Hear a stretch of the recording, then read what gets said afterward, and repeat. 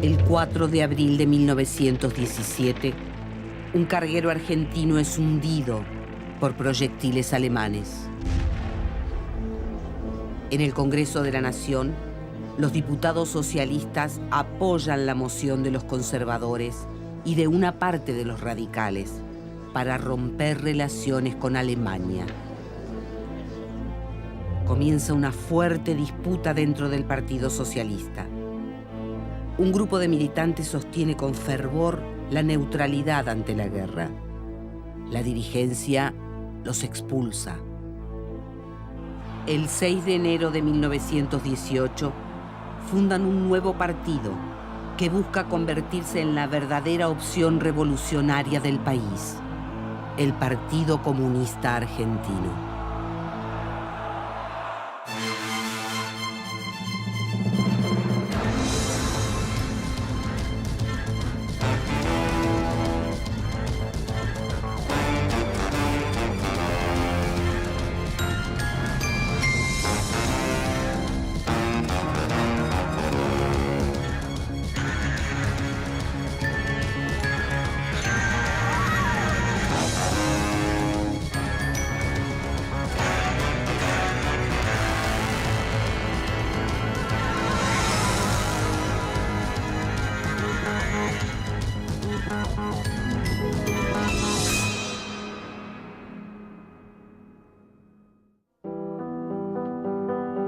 En 1912 se produce un cambio definitivo en la política argentina.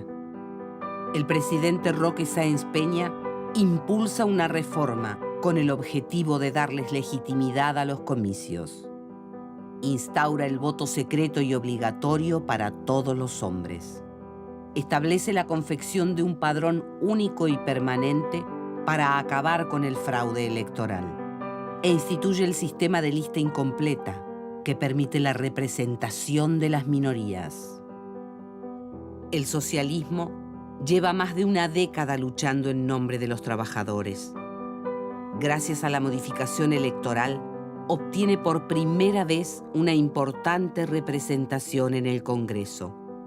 La dirigencia del partido, encabezada por Juan B. Justo, es optimista.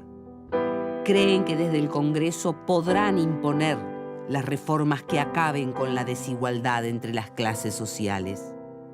Pero desde el Centro de Estudios Carlos Marx, un grupo encabezado por Rodolfo Gioldi se opone. Temen que los trabajadores olviden el objetivo final: acabar con el capitalismo mediante una revolución.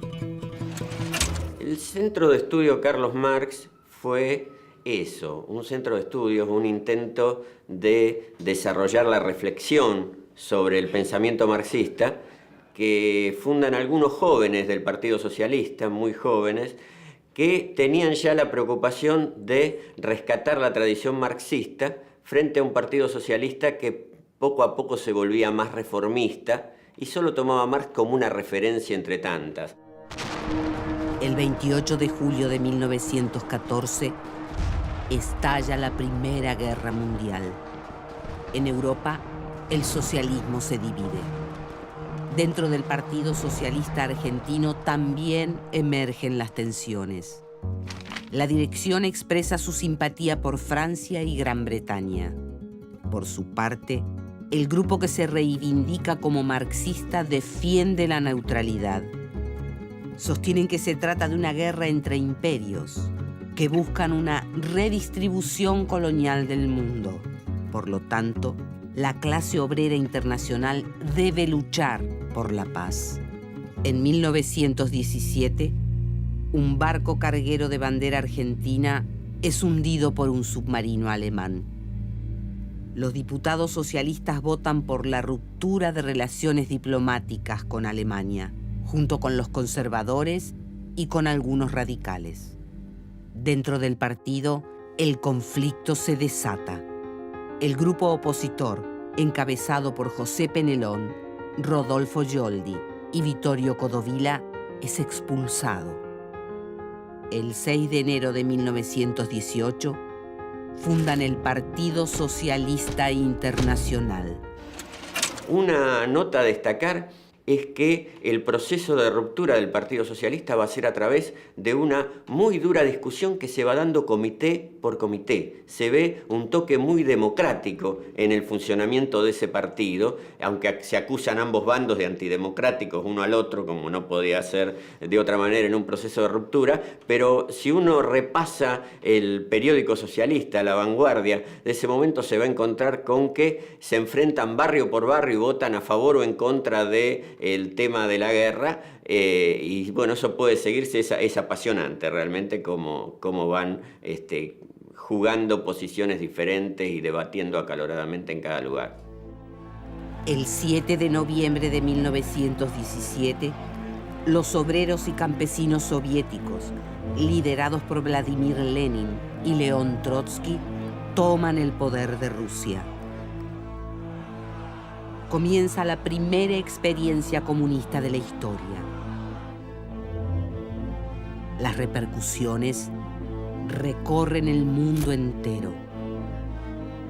A comienzos de marzo de 1919 se lleva a cabo el primer Congreso de la Internacional Comunista en Rusia. En esta asamblea, también llamada Comintern, intervienen partidos comunistas de todo el mundo. Su objetivo es acabar con el capitalismo para instaurar una sociedad sin clases. El flamante Partido Socialista Internacional adopta la Revolución Rusa como su máxima guía. En diciembre de 1920, responde al pedido de la Comintern y adopta el nombre de Partido Comunista. La Internacional era la articulación de todas las fuerzas socialistas desarrolladas desde el Manifiesto Comunista, digamos, desde 1850 en adelante, que según Marx tenían que organizarse o coordinarse internacionalmente, puesto que al ser el capital una fuerza internacional, los obreros debían enfrentarlo con un alto nivel de coordinación internacional de sus luchas. Hacia 1927, el Partido Comunista Argentino se encamina a una fractura. José Fernando Penelón es el único dirigente que cuenta con el honor de haber sido distinguido por el propio Lenin como coronel del Ejército Rojo. Muchos trabajadores porteños se aglutinan en torno a su figura. Los penelonistas toman posiciones divergentes a las de la conducción del partido, con respecto a la unidad sindical y al lugar de las secciones por idiomas. En 1928, Penelón y sus seguidores son expulsados. Fundan el Partido Comunista Región Argentina, que 2 años más tarde adopta el nombre de Concentración Obrera. José Penelón es elegido varias veces concejal, pero el pequeño partido no trascenderá a la ciudad de Buenos Aires. Tras este episodio, Vittorio Codovilla y Rodolfo Gioldi se consolidan en la dirección del Partido Comunista Argentino. Afianzan su lazo con la Comintern y colocan el partido en un lugar de liderazgo continental indiscutido. Penelón era el secretario general del partido y la mayoría de los cuadros obreros del partido se fueron con Penelón. Después muchos de ellos volvieron, como pasó con Florindo Moretti, el que luego fue secretario del Partido Comunista de Santa Fe, volvieron al Partido Comunista después de haberse ido con Penelón. Pero fue muy importante esa ruptura.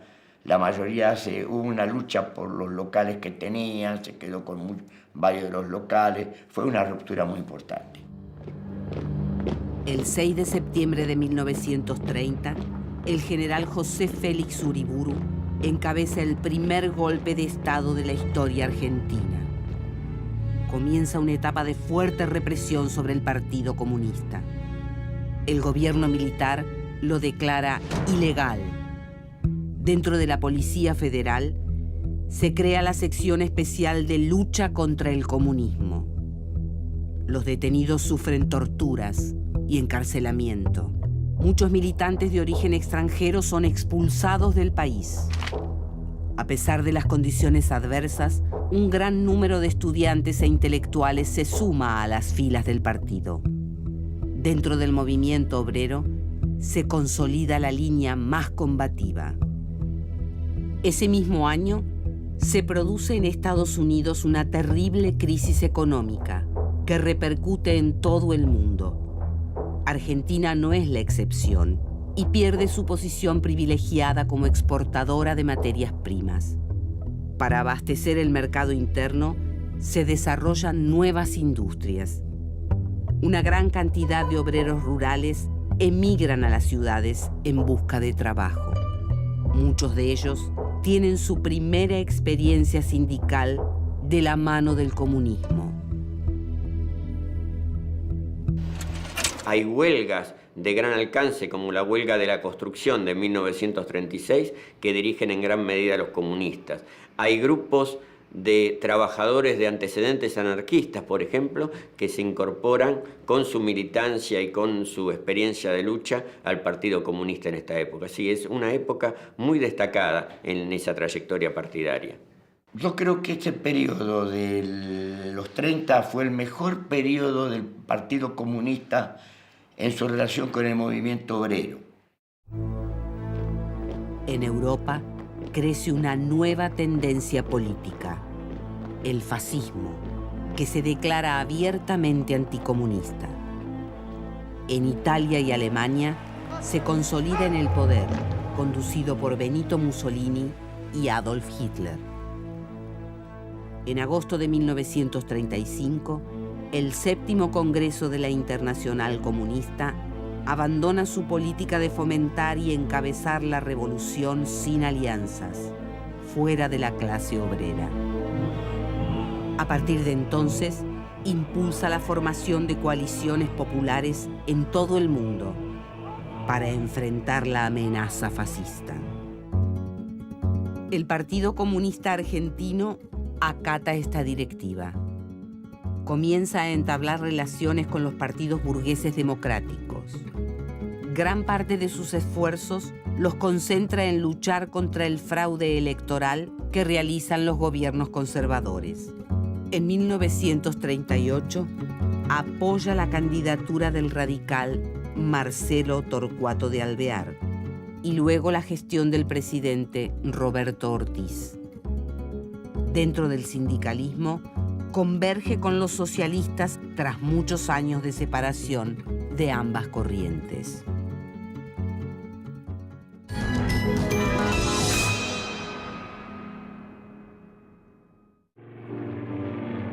En 1939 estalla la Segunda Guerra Mundial. Siguiendo a la Comintern, el Partido Comunista Argentino considera fascista a todos los que mantienen la neutralidad.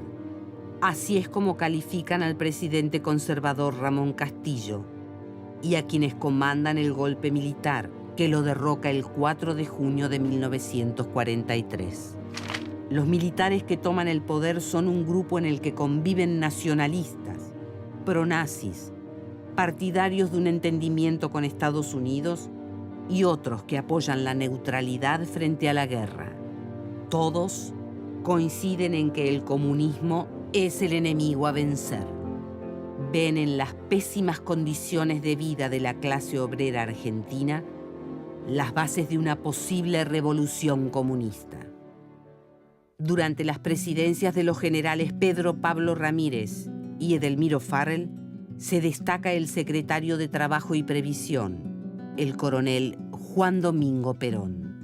Con la idea de sustraer al movimiento obrero de la influencia comunista, conforma un nuevo movimiento político, donde incorpora como propias las demandas de los trabajadores. Muchos dirigentes sindicales comunistas son desplazados por otros, afines a las políticas de Perón. Cuando se acercan las elecciones de 1946, el comunismo cierra filas con la Unión Cívica Radical, el Partido Socialista y el Partido Demócrata Progresista. Conforman la Unión Democrática y su campaña electoral Es financiada por Estados Unidos y las patronales. Pero la mayoría de los trabajadores apoya la candidatura de Perón. El 4 de junio de 1946 lo consagran presidente.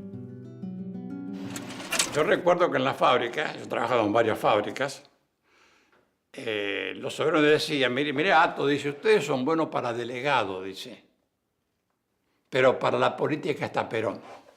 Pues está bien, le digo, está bien, pero ustedes nos eligen como delegado, bueno, ya también entraremos en esa etapa de la política. Ese era muy común eso, entre los compañeros peronistas. Yo tenía muy buenas relaciones con todos los peronistas. Tras la Segunda Guerra Mundial, Estados Unidos y la Unión Soviética se erigen como superpotencias. Derrotada la amenaza fascista, el capitalismo y el comunismo vuelven a enfrentarse. Comienza una guerra indirecta que excede lo estrictamente militar y alcanza el terreno cultural. El escenario es el mundo entero. Ningún país puede sustraerse. Es el inicio de la Guerra Fría. En Argentina, el Partido Comunista realiza una autocrítica. Considera errónea su alianza con los partidos burgueses. Decide apoyar aquellas medidas del nuevo presidente que favorecen a los trabajadores. Los sindicatos comunistas se disuelven y sus militantes se integran en los sindicatos peronistas. Sin embargo, el Partido Comunista mantiene una distancia crítica con el gobierno. Mientras los trabajadores consolidan sus derechos, a partir de 1953, la mayoría de los partidos políticos burgueses adoptan una actitud conspirativa. El Partido Comunista se opone a esta alternativa. Temen una guerra civil en la que los únicos perdedores serían los trabajadores. El 16 de septiembre de 1955, un golpe militar con apoyo de civiles termina con el gobierno de Juan Domingo Perón. El peronismo es proscripto. El Partido Comunista de la Argentina, desde 1946 en adelante, nunca volvió a ser un dirigente notable, importante de la clase obrera de la Argentina. Siempre tuvieron presencia, siempre tuvieron militantes, siempre hubo algunos dirigentes sindicales alineados con el Partido Comunista, pero siempre en una posición minoritaria. Durante la dictadura militar encabezada por Pedro Eugenio Aramburu, el Partido Comunista intenta posicionarse nuevamente en las organizaciones sindicales. Al mismo tiempo, el comunismo consolida su influencia dentro de los ámbitos intelectuales y educativos. Sin embargo, en 1956, durante el 20º Congreso de la Internacional Comunista, se dan a conocer los crímenes cometidos por Joseph Stalin, máximo líder de la Unión Soviética durante casi 3 décadas. Ese mismo año, las tropas soviéticas someten al gobierno de Hungría, también comunista, pero crítico del liderazgo de Moscú. Estos hechos desprestigian al Partido Comunista Argentino, fuertemente vinculado al Partido Comunista Ruso. Las críticas a la conducción son cada vez más fuertes. El 2 de diciembre de 1956, 82 guerrilleros desembarcan en Playa La Colorada, Cuba, con el objetivo de iniciar una revolución. Durante más de 2 años van sumando hombres y mujeres a su causa. Protagonizan numerosas batallas contra el ejército fiel al dictador Fulgencio Batista. El 1 de enero de 1959, los revolucionarios toman el poder de su país. Cuba se convertirá en el primer país comunista de América Latina. La Revolución Cubana, comandada por Fidel Castro, y la Revolución China, liderada por Mao Zedong, son los faros que guían a los militantes de izquierda en todo el mundo. Sin embargo, el Partido Comunista Argentino descree de las posibilidades de la lucha armada en nuestro país. Hacia 1960, la dirigencia continúa en manos de Vittorio Codovilla y de los hermanos Rodolfo y Orestes Gioldi, ya ancianos. Aún fieles al marxismo soviético, expulsan del partido a todos los que intentan sumar nuevas perspectivas. Pensar en términos del PC y la lucha armada es conflictivo, porque en algunos momentos tuvieron acercamiento a la idea de la lucha armada, en los años 60 e incluso más adelante. Lo que ocurre que la idea del Partido Comunista siempre es la idea de un frente democrático y antiimperialista amplio, la idea de una lucha de masas, la acción en el movimiento obrero, la acción en los movimientos intelectuales. No hay una vocación por volcarse a la guerrilla. En 1966, el general Juan Carlos Onganía derroca al presidente radical Arturo Illia. Esta vez, todos los partidos políticos son proscriptos. La Guerra Fría se intensifica. Impulsadas por Estados Unidos, las Fuerzas Armadas argentinas se lanzan a la lucha contra el comunismo. Bajo este rótulo, engloban a las más diversas manifestaciones opositoras. Intervienen las universidades y los sindicatos. Censuran obras de teatro y publicaciones. Ante el aumento de la represión y la ausencia de democracia, crecen las organizaciones revolucionarias armadas. La avejentada dirigencia comunista mantiene su pasividad, provocando el malestar de los militantes más jóvenes. A comienzos de 1968, más de 4.000 afiliados se separan del Comité Central. Su principal influencia es el líder chino Mao Zedong. Conforman el Partido Comunista Revolucionario y como secretario general eligen a Otto Vargas. Es la ruptura más importante de la historia del Partido Comunista. Y como es lógico en la juventud del mundo, pero sobre todo en América Latina, la juventud cubana despertó una ilusión enorme, porque se decía que este era el patio trasero de los yanquis, la revolución iba a triunfar aquí, recién en el momento en que hubiese triunfado en todo el mundo, qué sé yo. Y la revolución triunfa a 90 millas de Estados Unidos, y armada, y va adelante, y va de la reforma agraria al socialismo. Es decir, eso despertó un entusiasmo enorme, y esa posición del Partido Comunista incidió mucho en la juventud sobre todo y provocó, fue una de las causas fundamentales de la ruptura. En 1973 se inicia el tercer gobierno de Perón y cuenta con el apoyo del Partido Comunista. Pero antes de cumplir un año de mandato, el anciano líder fallece. El gobierno se desmorona. La crisis económica se profundiza.